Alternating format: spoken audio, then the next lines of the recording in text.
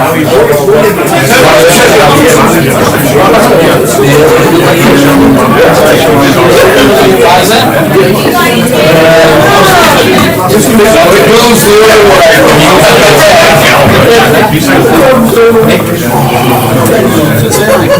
on, man.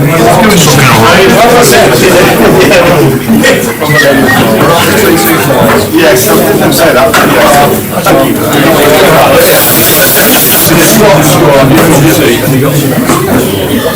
No questions.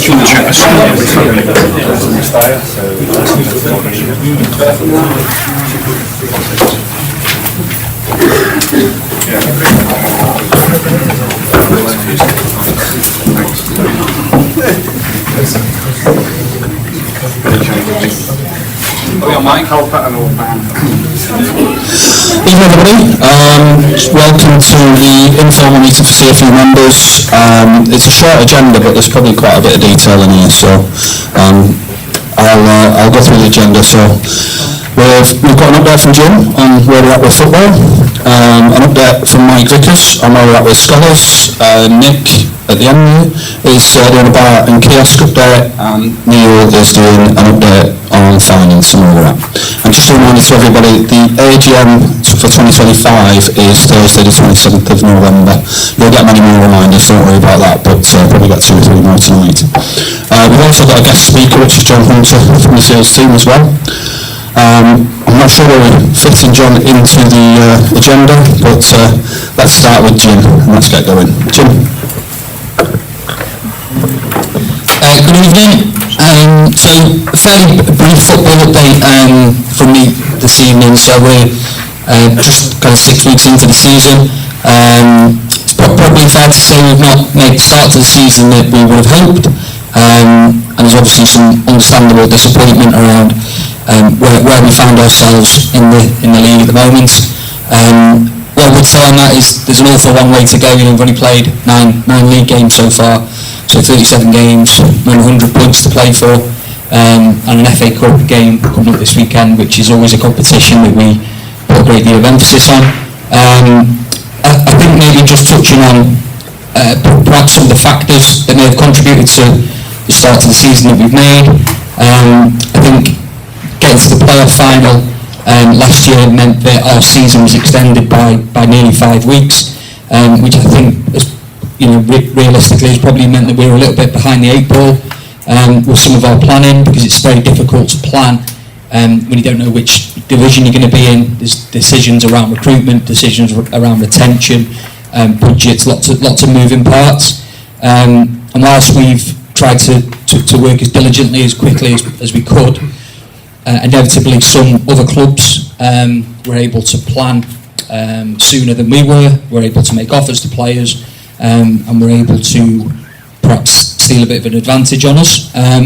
But that we wouldn't have not wanted to be in those playoff games, and not wanted to get to that final. So that's kind of just circumstance, and we have to accept that and make the best of it, and that's what we've tried to do. Obviously pleasing to get off to a winning start, but there are some results, particularly away from home, that we would have wanted to be better, certainly from a scoreline perspective. What I would say is, I think if you look historically and statistically at difficult places to go in National League North, you will always see that Chorley is right up there. It's a very difficult place to go. Fylde as well, their home record in this division is really impressive. And then South Shields this year have invested significantly in their squad, particularly at the top end of the pitch, and look like they're going to be a really strong outfit this year. So I would say that they're 3 difficult places to go. That's not me sort of accepting that we shouldn't want to get a result there, because absolutely we should. And perhaps maybe it was the manner of some of those defeats that was perhaps more frustrating and disappointing than the result itself.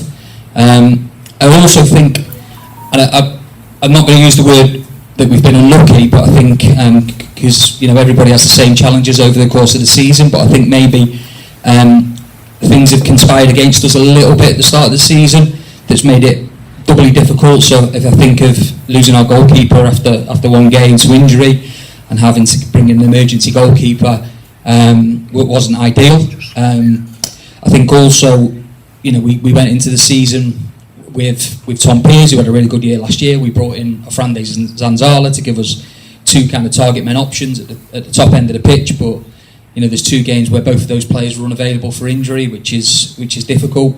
And then also in midfield as well, Johan picked up an injury at Scunthorpe, which has kept him out for a little while. He finished last season really well, but we then lose Jack Bainbridge to a red card, so he's missing for 3 games, and it just kind of compounds things. But that is football. You have to deal with it. You have to get on with it. Everybody will have those same challenges over the season. Just like to think that maybe it evens itself out, and we might have had a few, chalked up a few of ours early on. But yeah, we're very much looking forward. I think there's been some positive signs in the last few games, and real building blocks that Callum and the staff can use to take the team forward. Obviously, what we all want to see now as supporters is those building blocks put together and see some complete performances and results that will get us to where we all want the club to be, which is towards the top end of this division. So that's what we've been really focusing on and trying to make improvements as we go. So really pleased that we were able to bring in Pat Jones after the season started. I think we've seen some really exciting performances from Pat, who's shown his quality. And obviously this week we've been able to bring in Festus Arthur from Southport. Obviously we have conceded too many goals, and I know that's been a frustration for the management.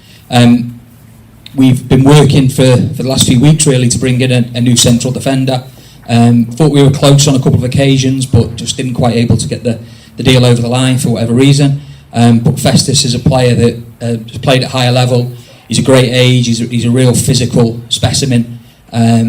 He's also a leader, really vocal, and I think he'll make a real difference. So really pleased to get Festus in. Probably a little bit frustrated that the way stuff kind of came out this week, but Festus was non-contract at Southport, so we put our 7 days notice in, followed the due process, then spoke to Festus. He was really keen to come. It was a project he was excited about. I think Southport maybe felt a little bit disappointed with how it panned out, and decided to announce it before we could. But you'll have seen the interview with Festus this week. He's really excited.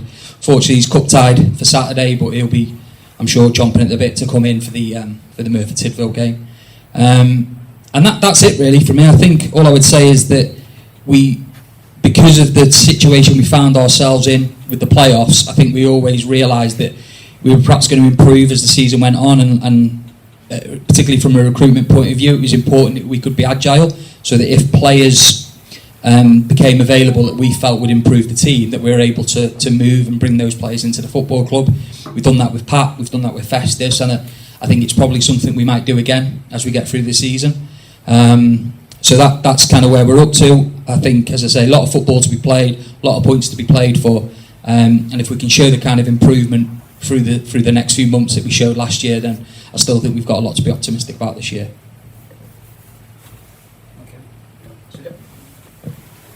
Okay, Mike, it's on to you for an update on the Scholars. Thanks, Kieran. Apologies to anybody who does know how the Scholars setup works at Chester. But for those of you who don't know, I'll just give a sort of brief 2-minute synopsis of how it works. The Scholars programme is for 16, we take on lads at 16, it's a 2-year programme. It's basically an education programme, but one of the stipulations to get on it from our point of view is you have to be an elite footballer as well. It's funded by a company called Access. Well, sorry, they're the conduit for government funding. So it's basically an education programme that lads take part in for 2 years. We made a few little changes this season. Conor Rawlinson and Jack Bainbridge are taking the team on a Wednesday, and Dean Simpson and Oscar take the team on a Sunday. So basically on a Wednesday it's an under-19 league. It's the National League setup. We play the National League North. We're in the Premier Division of that. There's the equivalent version of the South. A lot of clubs are playing lower tiers. For instance, our neighbours down the road never actually played in the National League North when they were in the National League. They were in the lower tier. So it's quite a competitive league. Most of the teams in the league we play in are the Premier clubs of the National League, the likes of Altrincham locally, York City, Halifax. So it's a tough league, and I think over the last few seasons we've definitely punched above our weight. There are probably reasons for that is the quality of our coaching. Callum's run the team in the past, and now Mike Alcott does it. We also play in the North West Youth Alliance under 18 Premier Division. The standard isn't quite so high, but for instance, those of you who saw the game last week against Curzon, they don't play in the National League setup, they only play in the North West Youth Alliance, but they were a really strong outfit. So there are some quality sides that play in that. So what we tend to do is the stronger lads, the stronger lineup tends to be on a Wednesday, and the slightly, I won't say weaker lineup, but certainly lads don't get a chance on the Wednesday and play on the Sunday. So that's basically the setup.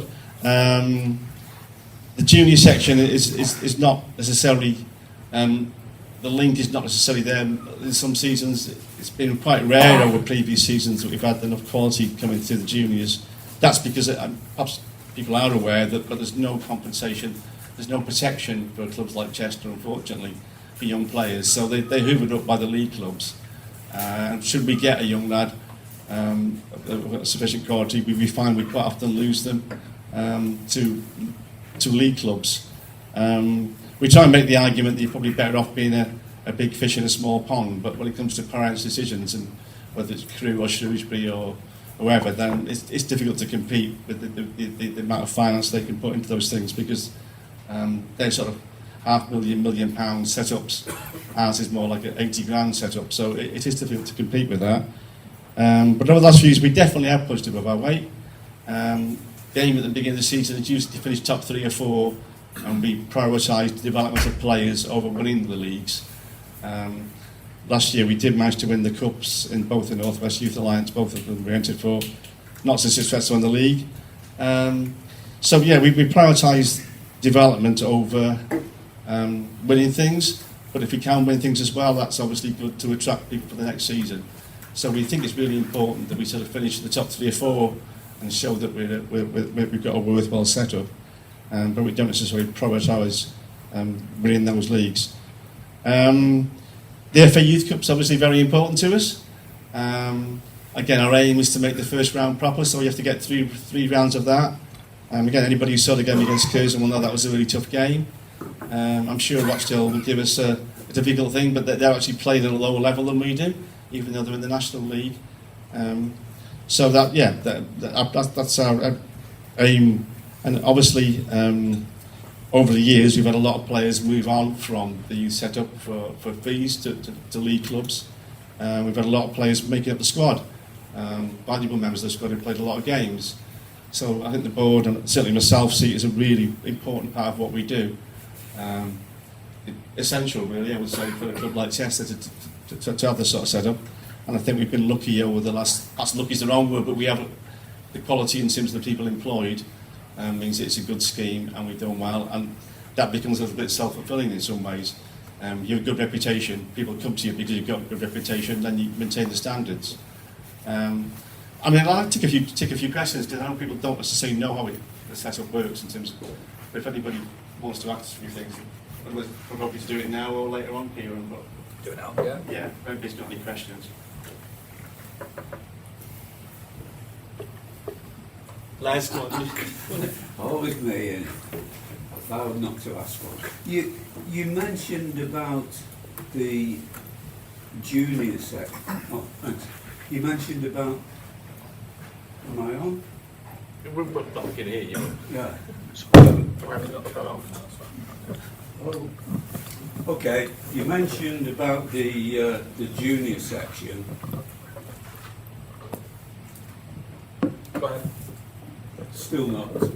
Is it coming through? I think they'll pick you up on the camera. We can hear you fine. Okay. You mentioned about the junior section. Is there any link between the junior section and what I understand as scholars? Or do all the scholars come in at the age of sort of 16, 17 from outside? Historically, we've recruited them outside quite a bit. Even if we, there are exit trials take place every February, So historically, we've recruited them those exit trials. We also recruit 14, 15-year-olds from other clubs. There's a pecking order in football. There's probably no secret about that. So I think Ewan came from, was it, which club did he come from, Jim? Ewan? Colwyn Bay, was it? One of the clubs of the coast. So Henry Biscoe was at Nantwich. So we do recruit players at sort of 14, 15 as well, pre the scholars. As I tried to explain earlier on, it's been really, really tough to get youngsters of sufficient quality in the junior sections because there was no protections. The EPPT, E-triple-P. There was no protection for non-league clubs that don't have a Category 3 or above academy. So lads can move on, and we don't publicise that fact. Over the years, lads have gone to Everton, Man United, Shrewsbury, whoever. We don't publicise that in the press, but that's what happens. At the moment, there's a bit of a concerted effort to try to get lads to stay at Chester, to try and convince the parents that there's a pathway to the first team, which we know there is. But when people are dangling maybe £150 a week to be a 16-year-old rather than being in a scholars programme where you don't get paid anything, that's a difficult one to equation for the parents to deal with, and sometimes the young lads. So they've been offered quite a lot to go to other clubs, and we can offer quality coaching, and we can offer the fact that we've been successful, and that you've got a decent chance of getting to our first team. But that what offering historically has not been sufficient for the parents and the youngsters to stay with us. And when it's Everton come knocking, you can quite understand that. Slightly different arguments for Kew and Shrewsbury, but they're probably in decline at the moment, both clubs. But when they were League One clubs, then again, that's an equation that it's a difficult one for us to win, really. As I say, we try and harder to get people to stay with the junior section. West Kilgallen has come in. I'm not responsible for the juniors. I don't really want to step on Steve Jones's toes. So there is a connection, but it hasn't been very strong in the past, and we're trying to make it a bit stronger. Whether that's realistic is up for debate, but that's basically where we stand. So I hope that makes sense, but I'm willing to ask. Yeah, you want to ask a bit more about it? That makes sense, yeah. Anybody got any more questions for Mike before we move on? Yeah, go on. What's the qualification that the youngsters get? What they, as part of that scholarship, what is the qualification? Well, it's changed, hasn't it? Sorry, I'm just looking at Jim now. It's a level 3 extended diploma in sport development and coaching, Yeah. which is equivalent to 3 A levels. Okay, thank you. Yeah, I think we are finding that lads are better. Yeah, I think you do find a higher standard of educational attainment, I think, in the young players of today than what you maybe would have had years gone past. I know we've lost 2 players this season because their O-level results were so good, they decided to follow a more academic route. We're equally proud if a lad goes to university. Again, we don't publicise these things, but a number of lads in recent seasons have gone on to university that not joined our first team. We see that as being a big success. We try and make sure that if lads that aren't taken by us, and let's face it, the majority aren't, that they get fixed up with a standard of football where they can make at least some financial contribution to their life going forward. So we've set some lads up with 1870 or Northwich or clubs like that standard. So there's a lot of time and effort goes to make sure that we don't just discard people at the end of the programme. I think one thing I want to just add in, we have got a particularly strong cohort this season. If anybody's seen the results, we're seeing that we're doing quite well already. Normally we get back as the season goes on, but we've started really strongly, and the reason is that we've got a really strong cohort. It does go in cycles. We had a difficult first year this year, but the second year we're very strong, and so we'd be quite hopeful there'll be a number of lads taking on at the end of next season. Certainly there's competition within the team to get in the team, let alone get a contract at it. So I never want to discuss individuals, but it's a strong year this year, so we're quite hopeful of something coming out of that at the end. Any more questions for Mike? No? I'll go over to Nick. Nick? Thanks, Kieran. Evening, everyone. I'm going to briefly cover bars, kiosks and canopy, simply because there was a very good article written by Al that went on the website 2 weeks ago. Might have been Jim, sorry if I don't give you credit. Just giving an update of where we're up to. So some of what I'm going to say is already out there, maybe a couple of new bits, and obviously if there's any questions, I'll let Sarah answer them at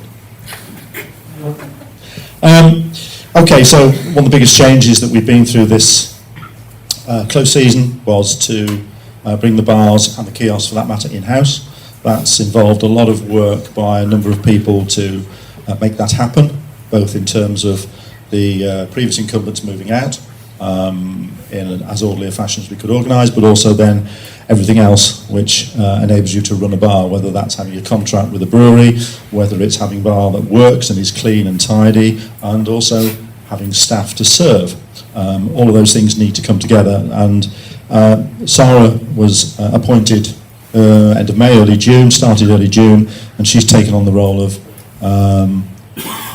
well, I was going to say, nearly doing everything, but certainly bars and kiosks responsibility, managing, and she's done a great job on the number of hours she's put in, which she knew she's going to have to do anyway, but because she said that at the interview. But she's done a great job getting a team together that's enabled us to start the season with bars that are operational, kiosks that are operational, and although not perfect, and we're working on it, we've made great progress, and hopefully you, the fans, when you visited, have seen some of the changes and improvements, and it's an ongoing process, so please give us time on that one. So yeah, we've had a refurb of this bar, thanks to a new contract with our wholesalers, beer trading, and also Molson Coors, the brewery. There are further changes to take place, some of the changes you don't see, but we will have more bar serving space, which again, I think is one of the areas that we've struggled with in the past, should we say, and we're trying to maximise what we can do within what is a fairly small space, as you all appreciate. One of the benefits of the contract with Molson Coors is we've been able to reintroduce Sky TV at a cost that the club can afford, because the cost is horrendous for any sports clubs, etc., to go down the route of wanting Sky, and really you have to do it through a brewery to be able to make it manageable, certainly from our point of view, where we watch the pennies that we're spending. And we've also managed to get TNT back in. That's partly through the National League's agreement. So again, we've got full football here, including whatever occasionally is shown on terrestrial TV as well. So there should be plenty of football on offer, plenty of sport on offer for people to come down, not just on a match day, before or after, but during the week when we've got special things on. Maybe the Ryder Cup this weekend. Things like that. So please come down and use the new and newish facilities. One other thing I will mention, you've hopefully spotted, is that the bar itself has had a makeover in terms of paint, but also memorabilia is back. And I have to thank Chaz Sumner and Richard Prince for their help in getting that back in here. It's an ongoing process. There may be more to come, but certainly I think it starts to feel a bit more like football club bar that and entertainment room that we would like, without necessarily going overboard. I think where we are now is a good mix, and there's other stuff appearing around the ground, maybe in kiosks and stuff like that, again just to make some of the bare walls, wherever they happen to be, a little bit more club friendly towards fans, particularly obviously home fans. One of the big changes you have to do when you're running things yourself, taking on all the risks, is to have some sort of stock control system. And one of the things that we again have had to introduce for the bars and the kiosks is an EPOS system, an electronic point of sale, which is not just a payment system allowing payments, but it has the stock control behind it. I think one of the things that we perhaps had a problem with in the past was that either these things didn't exist, we weren't able to manage the stock control as well as we should and find out if there's issues and problems. We've now got a stock control system that hopefully will identify things when they happen, not too far down the road when it becomes a big problem. But again, to get that up and running, Jan particularly from finance and Sarah have had a lot of work and time spent to get it up and running and adding all the lines. You wouldn't believe how many drinks lines we have, how many kiosk lines we have. All of those have to be input into the system so we can serve them and put the in price and the selling price and everything else. So a lot of work's gone in to get that going. We've had to upgrade the Wi-Fi in the kiosks again. It wasn't strong enough to take the electronic payments, which increasingly we are encouraging. So a lot of work's gone in all those sort of areas to get us where we are. One other thing to mention for the bars briefly is at some point in the next few weeks we're hoping to do a little bit of refurbing of that kitchen, the downstairs kitchen I'll call it, the Blues Bar kitchen, which may allow us to do some match day food in a simple way. Don't expect expensive Gordon Bleu cookery, whatever, but we may be able to do some cooking in there, whether it's pizzas or pies or whatever, to enhance what we're offering in the bar. If I move on to kiosks, again, it's in-house. Sarah's done a great job in getting her staff and hopefully retaining them. We have a lot of youngsters who we've had to train, and then they've left, and we've had to train new ones, so it's been a challenge, but we're getting there. All the kiosks have had a bit of a paint and a clean. They've had new equipment in there with our new relationships with Coca-Cola and Rollover, continuing with Cotham's, of course, who do the pies. They've been very helpful to us, the new companies with equipment, because again, we've invested quite a bit of money in new equipment, but we've had quite a lot of help from the companies concerned who, without that, it would have cost us even more to put this equipment in. So we invested, but we've had help from these new partners, which is great. We've done a bit of internal redesigning in the kiosks, so we can now offer chipped in a couple of them.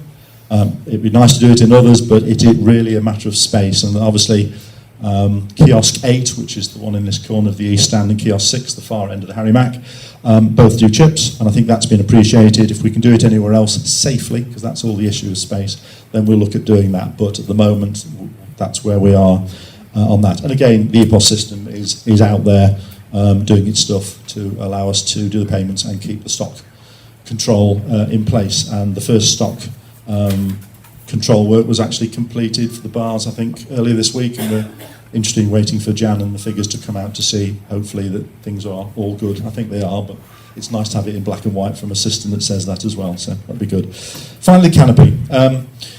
The canopy is still a temporary situation. I'm looking at putting something a little bit more permanent in terms of fencing so it doesn't keep blowing down, because I'm fed up, and so are a few other of my helpers on a Saturday morning, putting it back up again because the wind's blown it down. We're also looking at expanding what goes in there.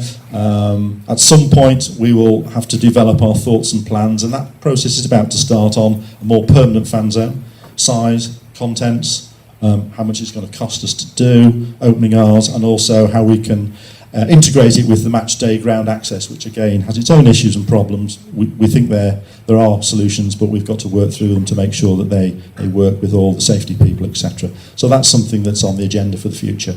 Seal shed's up and running, been operating on bottles until I think this Saturday, when all being well, fingers crossed, touch wood, we will have some kegs out there. Sarah's nodding, so that's good. And finally, something again that will happen in the next few weeks, we're hoping to put a little side hatch in kiosk 8 so that we can offer whatever kiosk 8's doing, chips, etc., pre-match to add to what's in the canopy area on that. So hopefully that will appear in the next few weeks as well, which again is just adding to what we are trying to produce out there. It's an ongoing process out there, but we will get there. One other thing I will mention, it's not on my list I was going to mention, but we've got new hospitality providers upstairs called Diner Design. Things are settling down now. We had a couple of little hiccups, but things are settling down there. I think they're going to produce some good food. We've used them before for FA Cup matches, etc. And one other development we're looking at doing, which again, don't hold me to when it's going to happen, but over the coming weeks, if not months, talking to Sarah, that we'd like to make more of the Sunday matches when the women are at home. And one of the things we could do is potentially offer a Sunday lunch upstairs or downstairs, so that people can come along, have a Sunday lunch, which could include a ticket to the match, and they can either go and watch the match, and then before it, watch the football that's on the television, certainly afterwards, watch the Sunday football that's on Sky. So try and make a bit more of a support for the women. They deserve more support, as much support as we can give them. I think that may help, and obviously it may bring some revenue into the club, and making use of the facilities that we are gradually, hopefully, improving and introducing. That's it. If you've got any questions, I'll happily let Sarah answer.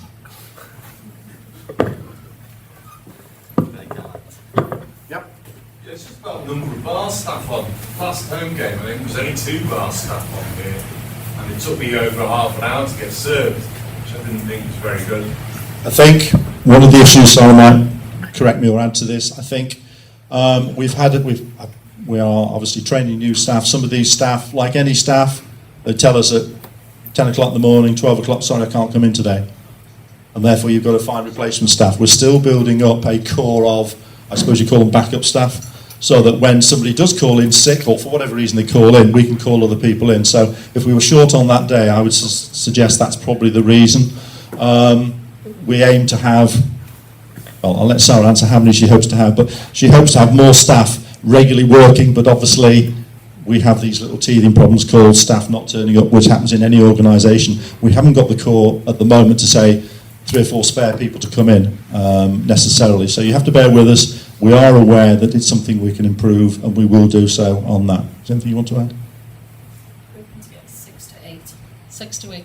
Yeah, she's hoping to have 6 to 8 on normal, but obviously when we get the other bar fully operational. The other thing we're looking at is trying to mirror that bar being the same as that, not in every single item being available, but some more soft drinks and stuff so that people don't say, I've got to go to that because I want a soft drink that's not available there. So we're looking to expand that once we get the fittings from the provider put in, I think it is. So we'll have a fuller range on there than just what you see now, so people can go there or there, not say, I've got to queue in this one. So that will help with the queues. We are mindful of queues. There will always be some queues. That's the nature of the space we've got and how many people and tills we put on. But we are mindful. We're trying to minimise that so that people have more time to enjoy the drink rather than queue for it. We are trialling tap to app as well, which is self-serve. Yes, something that's it's only going to be Albert's looking at me, a 1-week trial. Something that they have at the racecourse, which we are borrowing for the Merthyr match, and hopefully have them up and running, and they'll be out in the canopy, is a self-service drinks machine where you just flash your card at it and you choose which of 3 or 4 drinks you want, and that will self-serve you your pint of whatever, lager or whatever it might be. So we'll have some of that out there. That's only a trial, but again, we're trying to see if there's ways that we can offer more choice, which also means the service is quicker. But it's a work in progress. But Sarah's keen to improve areas where she can as quickly as she can on that, and we'll fully support her in that. Thank you. Thanks, Nick. We'll hand over for the last update from the board before we hand over to the voice that is John Hunter. From Neil on finance. Good evening. Just a couple of things on finance. Quick reminder, our financial year runs from June to May, so it kind of mirrors the football season largely. So we're about 3 to 4 months into that sort of financial year now. Quick reminder again, I think I said last time, we set a budget for this year to try and break even, so that's our target. We're going to our sort of revenue, we're going to sort of we'll cover our costs is our aim. 3 months in, I think on the income side we're doing well. So we've obviously sold a player. We've received some transfer funds in that we didn't have in the budget. Our season ticket and gate income is going well, so slightly above where we thought it'd be. We haven't had any massive followings. Teams we've played have had pretty poor support generally, apart from Scarborough perhaps, which, so, you know, we're doing well to match our gate income so far. What we call our commercial income is going well, so that's the facilities on site, the rentals that we drive from that. The sponsorship, we've got all the stands are now sponsored, the perimeter boards, all that's going well, so a really strong sort of commercial performance. Boost the budget, I think, was mentioned. So we set a stretching target of 125k, which we met. We've still got to get all those pledges in. So only about 60-70% of that has been received so far. The rest will come in for the rest of the year. So if you have got a boost the budget pledge, then please keep it going. So from the income side, we're looking okay. Where we're seeing pressures, I think, are on the cost side. So I think maintaining the stadium is getting more expensive. Nick's referred to some of the extensive work that's going on with bars and kiosks. So that is, we are finding some additional costs that are coming through. Nothing particularly threatening or alarming, but it is something we just need to keep an eye on. Things like the first aid cover for matches, that's now costing us more. We have to change the arrangements for that, you may have noticed. So generally we're seeing some cost pressures coming through that are going to challenge the budget. But at the moment, that's being covered by some sides we're seeing on the income. So we're only 3 months in, we've only played four home games so far, so plenty of financial stuff still to go on, I guess. But yeah, so I think it's, against that budget we set to break even, I think we're doing okay at the moment, but there are some headwinds and challenges that we are going to have to face into. Obviously, from a financial point of view, getting through on Saturday will be very helpful.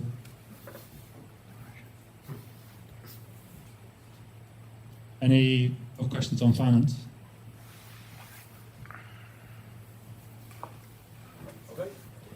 Right, that's enough for the directors.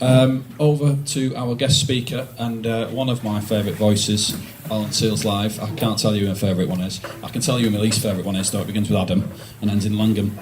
I'll pass to John. We'll swap seats. Cheers. Perfect, thank you. I'm not used to presenting in front of people. Normally people's faces on in front of me. So thanks for having me. My name's John Hunter, one of the Seals Live crew. Been commentating for about 3 and a bit years properly now. I started back in the day. My first ever game was a very highly anticipated 0-0 draw versus Grimsby at the Diva Stadium, where I made a terrible joke that Neil Young was sponsoring Grimsby because they had Youngs on their top, and that's about as exciting as the afternoon got. Anyway, so what I'm going to do this evening is just talk you through quickly some of the bits and pieces that we do at Seals Live.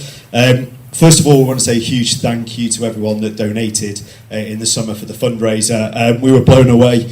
We've got a WhatsApp group. We were like, kind of, our kit's is dying a little bit. We could do with some new kit. Let's try and raise 500 quid if we can. We put the links out, and within about 5 hours, that had been blown away. 24 hours later, we were at £1,600, which was absolutely phenomenal.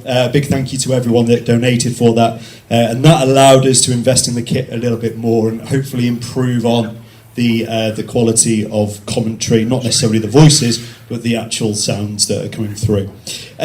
For those that are unaware, we use Mixlr as a platform. You will have used it, hopefully. And what we really like with it is the ability to be able to interact with our fans. And it's the Worldwide Seals. We've got Finnish Blue that's often dialing in. He's always late for the odd stream and stuff because his son's been playing ice hockey, and we like to find out the result of the ice hockey and those types of things. But what I really enjoy, particularly at the start of the season, is where people are in the world and where they're listening in. We've had Adam, your favourite commentator, or least favourite commentator, in the Copacabana Beach, listening in to us beforehand.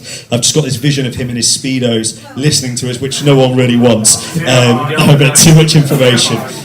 But yeah, that's enough to put everyone off their dinner listening in at home. So the Mixlr platform is a really great way to embed things. We utilise a laptop and with some headphones. We did start off by sort of using a mobile phone. It was a terrible quality. It was always a bit dodgy. The Wi-Fi, all the data coverage was terrible. I remember covering a game years ago. Dan Mooney scored an absolute worldie away at Brackley. Albert remembers it. I was doing it on my phone. Couldn't save it. It was goal of the season, I think, wasn't it? But it was the only one on the commentary, the only one on the highlights reel that had no commentary, and that wasn't because of the quality of me. But with that, we were able to invest in a podcast mic, which we used. That was okay, but when two of you are utilising a podcast mic, the quality isn't necessarily there. You're having to pass things over. And for those that listened to the Needham Market game last year, where there was no power, no data coverage whatsoever, that was having to be used, and it sounded like someone was in someone's shed. And that was realistically what it was, wasn't it, Tom? If I stand corrected. So the facilities that we have for away games are challenging at times, but that's no mocking of any ground at all. We have some temperamental bits of kit, but what we tried to do is invest in, following the money that people have donated, into the kit to give us that little bit more consistency of what we're trying to deliver. So things like power banks and stuff make a massive difference when we're trying to utilise the kit. So logistically, we have a team of around 8 of us. There's no real reason why we just have 8 people. It's mainly because we're the only ones that really volunteer and are able to support. Where do we all live? only 2 of us actually live in Chester, which is always quite problematic. So Jordan Holstock gets the record. He lives in Luton and often travels to away games in the northeast. He loves a train journey. He's one that clocks up the miles throughout the year. Phil Turner is obviously Warrington-based. You've got James French, who's in Stoke. He'll kill me for telling you that he lives in Stoke. You've got Jason Walker, that's Worcester-based. Myself, that's Whitchurch, and then you've got Adam and Dan that are Chester-based. So between us, we try and cover as many games as we can. I think this is the 3rd season so far that we've been able to cover every single game, which is a huge credit. If we get really desperate, we do ask Tom Bird and Albert to step in as well on occasion, and they have done so several times. But we are always looking for new people to get involved. So if anyone is keen to get involved, do get in touch with the team. If you want to come and shadow, see what we do, that type of stuff. Give us feedback. Feedback's always welcome, whether it's positive or negative. Hopefully it's mainly positive. But yeah, that's something that they're always keen to see. Now, what do we do to commentate, to prepare for games? Believe it or not, we do actually do some preparation, or I do some preparation for some games. It might sound like we turn up and we've got no clue whatsoever what's going on, but we do try and prep where we can. So I'm really bad. My commute from Whitchurch to Derby is about an hour and 20 minutes, so I do that 3 times a week. So I love to listen back to a 0-0 draw away at Nantwich to see how I describe that game and those types of things. So I'm constantly listening back to games where I can to see how I can improve and deliver that, and I know some of the other team members do as well. Start researching games, players. We roughly know a month in advance which games we're going to be covering as a team. It's all down to rough availability, but I'll start listening from a Wednesday, probably at post-match interviews from the opposition, listen to Callum's post-match interviews, look at highlights of the previous games, just so you've got an idea of where the players are based and what positions they're in, because one of the most challenging things is when you're not covering the same teams week in, week out, is understanding where the players are based on the pitch, and the squad numbers don't always match up to where the position that they're playing in as well. I was at Hill Dickinson the other week, and the centre-back was wearing the number 9, which was really confusing for Mansfield, and those types of things. I don't like to see that. I will talk about Kings Lynn away last year, one of the most difficult games to ever prepare for. Turned out Dan Mooney was wearing Kev Roberts' shirt, Henry Briscoe was wearing Harrison Burke's shirt. Hadn't got a clue what was going on. Some players had numbers on the back of their shirts that did not match up their squad numbers, but we muddled our way through it, and actually probably one of our favourite away days last year, actually. It was a really bizarre afternoon to be, 3-0 up at half-time, and we're like, hang on a minute, how did this happen? But fully deserved it, and Dylan Motley-Henry in the left wing-back position was phenomenal. Really delighted this season when Carl has signed 3 players with double-barrel names. It's really difficult to say when George Murray-Jones passes the ball to Dylan Motley-Henry, who then finds Dion Kelly-Evans.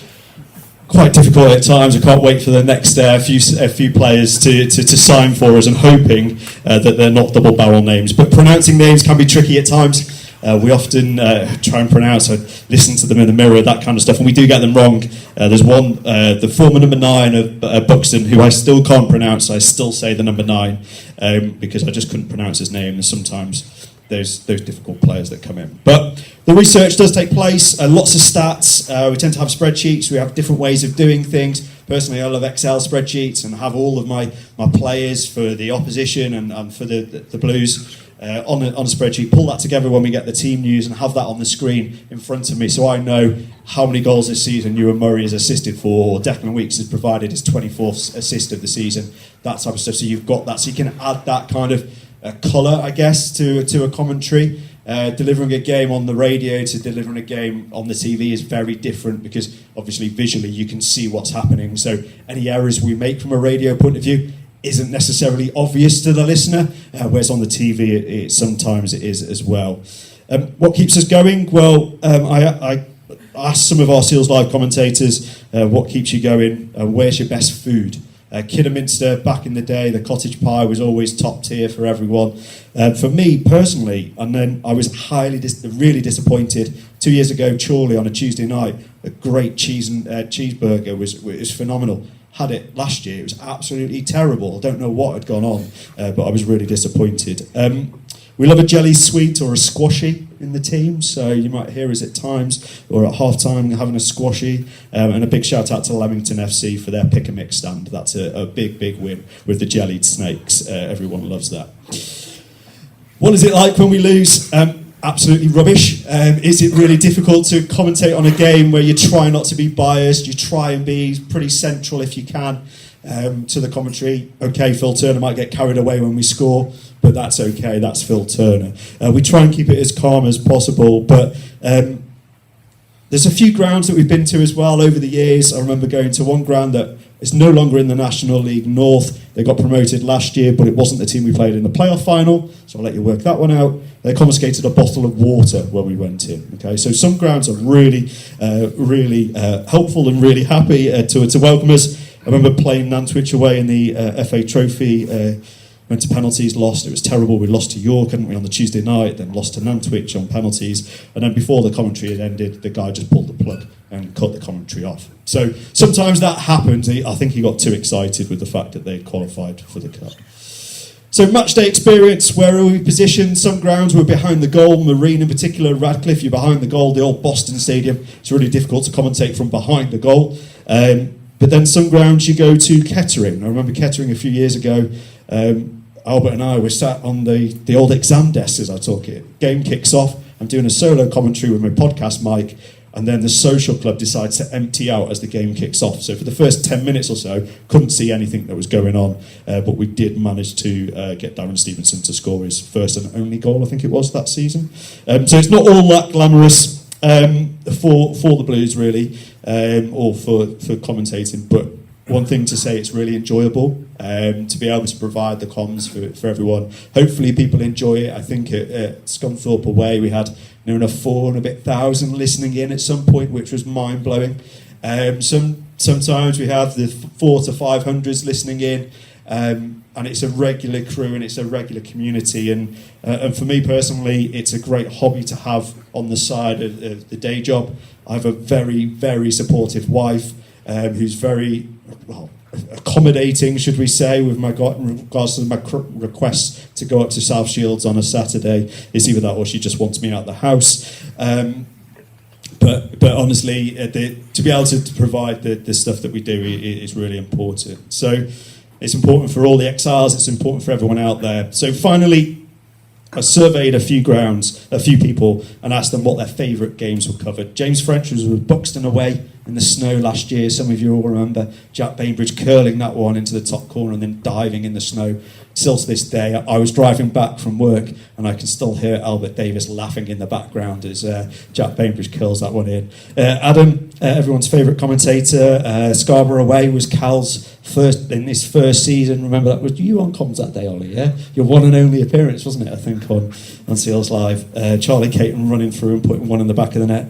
Phil does have to go back to the Stone Age when we beat Aldershot 8-2 on a Tuesday night here. Again, I remember coming into the car going, what? It's 5-1 at half time? What's going on here? For me, very special day was up at Hartlepool a couple of years ago. That 2-0 victory. Albert and I, on that day, we just went, there's something feels a bit special about today. And it did, and particularly when Charlie Caton ran through and scored that goal. Worst grounds in the league, Peterborough Sports back in the 23-24 season was probably one that colleague James French talked about, and Adam Warrington away a few years ago in the rain on that New Year's Day game. I think we always remember that game. That wasn't the best day. And again, Phil, living in the past, Royston Town was his least favourite ground. I don't know if anyone made the journey there, but for me, Kettering was certainly one ground that I never want to go back to. Favourite away days, Hereford is a proper ground, although it's not the same without the fourth stand. It's missing something at the moment. It's just behind it, but I love Edgar Street. I love the fact it's in the city, those types of things. Kidderminster, some great memories there, particularly in the playoffs this year. That was an absolutely unbelievable game to be able to cover. Phil says South Shields, but this, I know, it was a very, very random one. And he still said that having been earlier on in the season to watch that 4-0 defeat. But for me, again, another special night in the FA Cup, York City away, although it was a 2-1 defeat. That was a really, really special night, I thought, for the Blues and everyone. I'm really unfortunate to get anything there. Most memorable games. Again, very, very random. James turned out with Bradford Park Avenue back in 1920, in the 2019-2020, not in 1920. He's not that old. It was the last game before COVID, if anyone remembers that. And it was one of those games where everyone knew it was about to happen. Adam Langan is missing the fact he can't utilise over Harrison Burke anymore, but we can talk about him as much as we can, and it's amazing to see him doing so well at Walsall. Although he did, for about 2 years, keep coming to us every game and go, am I player of the match? Am I player of the match? So the more and more he did that, the more and more we didn't give him player of the match, until last season he got it about 20 times, didn't he? Phil's memorable game was the 8-2 versus Aldershot, which we talked about. And one of my favourite games, again, was another defeat. I don't know why I like the defeats, but do you remember Lincoln back in 2015? It was a 3-2 defeat here. It was the year that Lincoln got promoted out of the National League, and when that went on that FA Cup run, it was the Cowley brothers and Matt Reed was up front. Everyone was booing Matt Reed because it's Matt Reed. He's one of those players you always wanted in your side, didn't you, as that kind of character. But I always remember that being a great game. Honourable mention, I would say, for some of our favourite foods, Alfreton, Jeff's cake, so in the press team. You don't get much hospitality amongst the press benches, but Jeff often brings some cake out within the Alfreton team. So I'm really looking forward to the 21st of October to go to Alfreton. The loaded fries always go down well, when we talked about the Chorley burger a few years ago as well. So hopefully that just gives you a little bit of an insight to some of the things that we do within Seals Live, some of the enjoyment that we have, and thank you for listening, and I look forward to covering the Seals Live at Wembley for the FA Cup final later on this year. Thanks everyone.